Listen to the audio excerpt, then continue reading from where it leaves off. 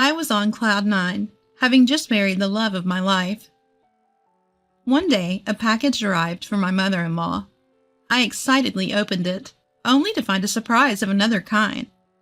It sent my relationship with my husband spiraling into a nightmare. But I'll be damned if I let her win. I refuse to let things go her way. My name is Jessica. I married my husband David just 6 months ago. We're still newlyweds. We were planning on making many happy memories together, but then something unimaginable happened. I had no way of knowing what was about to happen. The trigger came a month after our wedding. I was cleaning the house, now a full-time homemaker, when the doorbell rang. It was a package for me. The sender? My mother-in-law. A package from my mother-in-law? I wonder what it is. I had received no notice of a package being sent, and David hadn't mentioned anything either. Curious, I opened the box.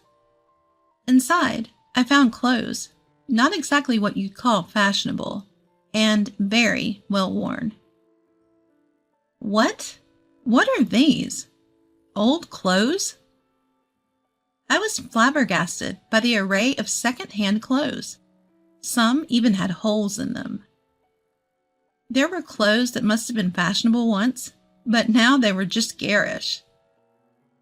Just then, the phone rang. It was my mother-in-law. "Oh, Jessica, dear, did you get my gift?" Gift? No. What part of that is a gift? They're clearly old clothes, and they're hideous. How can anyone possibly see that as a gift? As I was bewildered by this unexpected situation, my mother-in-law started explaining casually. "You see, those clothes are ones I used to wear a long time ago. Found them when I was tidying up my closet." But mother-in-law, some of them have holes in them." "Don't worry, dear. I included some new ones I bought recently. Please try them on." Despite my confusion, my mother-in-law chattered away cheerfully. Was this harassment, or was it really just kindness? Honestly, I couldn't figure out my mother-in-law's true intentions. My husband David came home from work and immediately noticed the mountain of old clothes. "Did Mom just give you a gift? That's nice." It was more like she had given them away than given them. Even so, if it was really out of kindness for my mother-in-law, I didn't want to seem ungrateful, so I didn't mention the holes or the poor taste to David. A month later, another package arrived from my mother-in-law. As expected, it was filled entirely with second-hand clothes. The amount was incomparable to the last time. Plus, the designs were even worse than before. Ugh! Who would wear these? I felt bad for my mother-in-law, but this was nothing short of an unwelcome favor. They were just crowding my closet. I should give them away or sell them at a flea market. As I was thinking this, the phone rang. It was my mother-in-law again. "Oh, Jessica, did the clothes arrive? I gathered some really special pieces this time." My mother-in-law seemed overly cheerful. Even so, it would be problematic if she kept sending them regularly. They're old and not to my taste. "Mother-in-law, I appreciate your sentiment, but I don't usually wear such flashy clothes." When I indirectly refused, she suddenly got angry. Maybe my words had rubbed her the wrong way. "Excuse me, Jessica? What kind of things are you saying about the clothes I went out of my way to send? The correct response is, thank you." "No, I mean I appreciate the thought, but..." "Just wear them, Jessica. Sending you all those clothes will surely save you some money, won't it? The next time you come over, make sure you're wearing the stuff I've given you, okay?" My mother-in-law gave me a one-sided command and then hung up the phone. I sighed. I made her angry.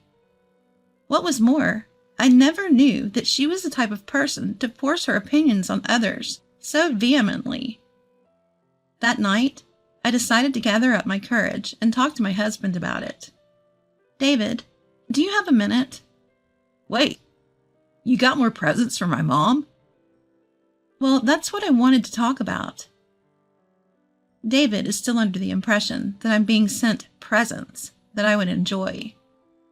When I explained the situation, his eyes widened. Second-hand clothes? Yes, second-hand clothes, and they're not my style at all. I can't possibly wear the clothes your mom sent. I tried to gently refuse over the phone, and she got really upset. Can you talk to her, David? David stayed silent for a while.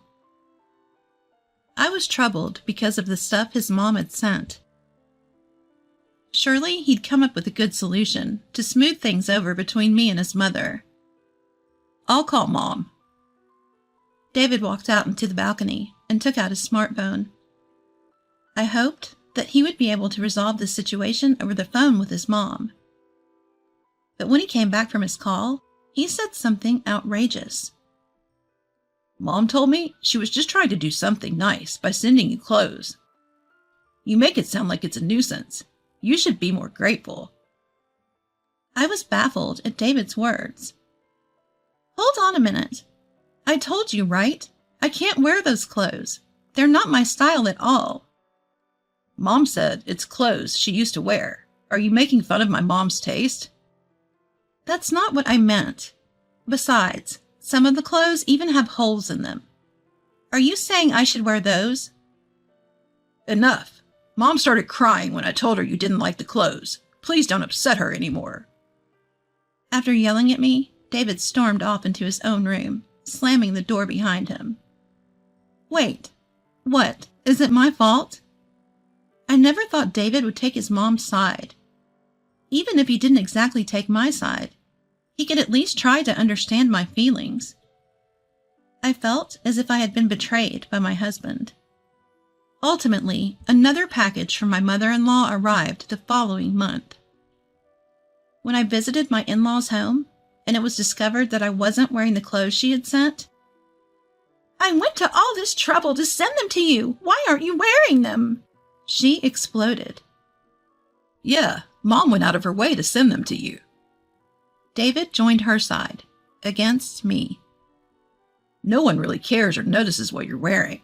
More importantly, it's absolutely the worst that you're wasting Mom's kindness like this. It seemed David was completely on his mother's side. Do you even understand how I feel, being given tasteless old clothes, some even with holes, that are out of style? I felt everything was becoming absurd. All my effort not to spoil my relationship with my mother-in-law and all my explanations to my husband seemed to be in vain. And ignoring my feelings, David started treating me more like a housemaid than ever before. What is this food? Are you skimping on it? You're lacking awareness as a wife. You're a full-time housewife, so you should do better. There are wrinkles in the laundry. My mother wouldn't make a mistake like this. Do it perfectly. Is he, her, mini-me? He was becoming incredibly picky.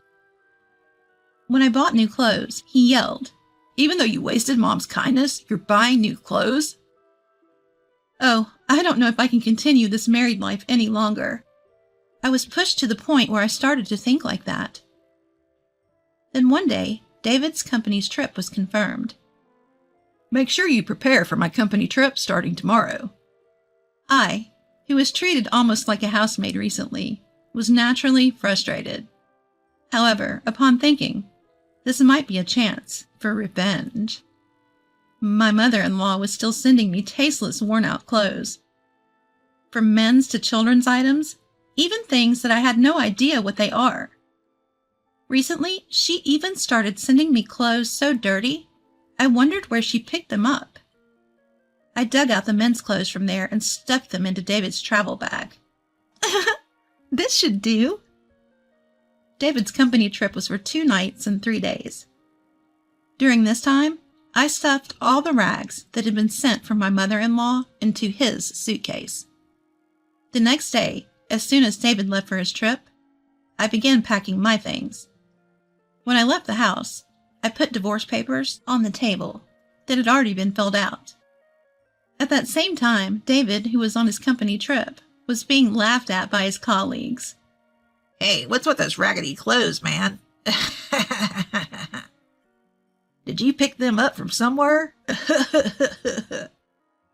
Had a fight with your wife, didn't you? Serves him right.